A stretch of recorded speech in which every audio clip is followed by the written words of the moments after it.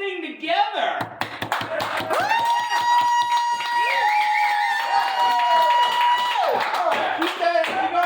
He recently won one part of the Mohegan Sun competition. He's moving on. He'll be up at, what, May 2nd? Yes, sir. May 2nd, Mohegan Sun. Yeah. Give it up for Jim!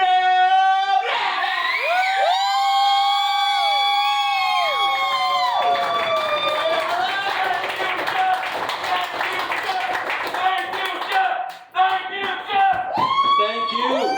Thank all of you. Thank all the comedians. Get up for all the comedians you've seen so far tonight.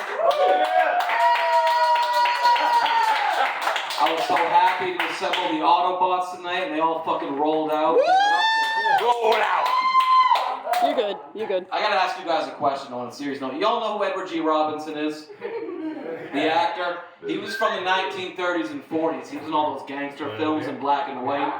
He was that guy who goes, "Yeah, she, you coppers are never gonna find me, she." You don't know who that is? Now we all know who he is. My girl doesn't have a G-spot at all. It's not to be found. She has an Edward G. Robinson spot. You're never gonna find me, she. You're never gonna find me, not at all. Not as far as you try to see and find. Yeah, she, you're never gonna find me. I am blind, it's true. Well, I'm partially blind. And when my eye doctors told me that this was going to be a huge problem with lots of obstacles, I was a little bit scared. But so far, I really don't see the problem.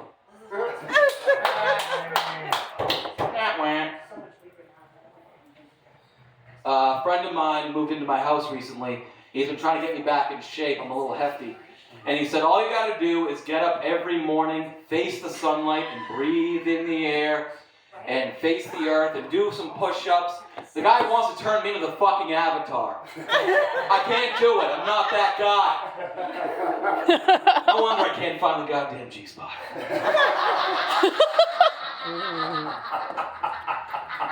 It's hard to try to save an entire planet. I get it. Being a hero is difficult. Ask George W. Bush. He was asked once when he was in charge of what we call the free world.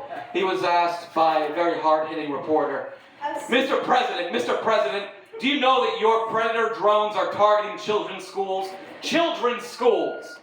And he said, well, that's why we call them Predator drones. Oh my God! Ooh. That's those predators, they know how to find them. You ask me another question, I'll take you quail hunting with Cheney. Now, let's keep it light. I'm bringing the room down. Let's keep it light. Let's keep it to the Middle East. Every time we put boots on the ground in the Middle East, we use one set of translators. They're called the Kurdish forces. The Kurdish forces have no home of their own in the Middle East. I don't want to turn this into a TED Talk, but every time one of our presidents invades the Middle East, we always go, hey, Kurds, we'll give you your own little piece of land if you guys let us know where not to step so we don't hit an IUD. IED? Whichever. Muslim dog bitch.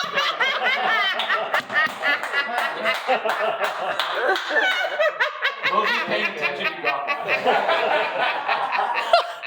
So anyways, I started thinking this would be a good time for having a woman president.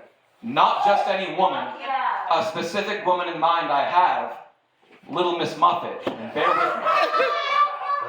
Little Miss Muffet would never abandon the Kurds. It's just not her way. Let's go, yeah!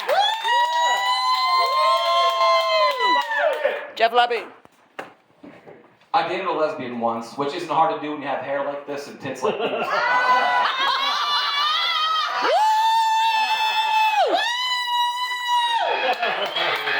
Sexy beast. I did date a lesbian once, and she already had a girlfriend, which I was fine with, because we had different hardware, so we had different jobs to do.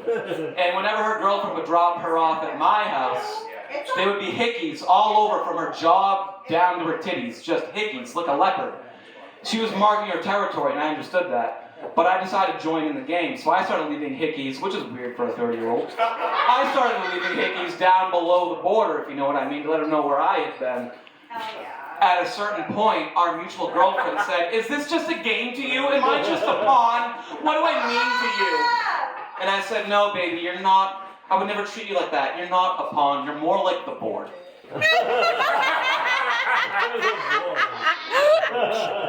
True story.